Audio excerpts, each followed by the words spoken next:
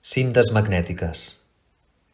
Cremàvem el crom de les cintes que més ens magnetitzaven, la banda sonora d'albades abissals enmig d'estius sense història.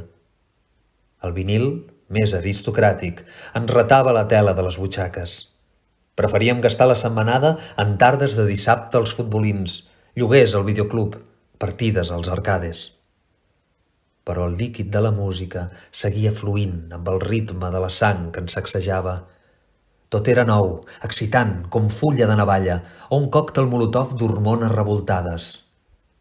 Calia omplir les hores amb la banda sonora gravada i compartida en la mar de crom de les cintes magnètiques que ens cremaven.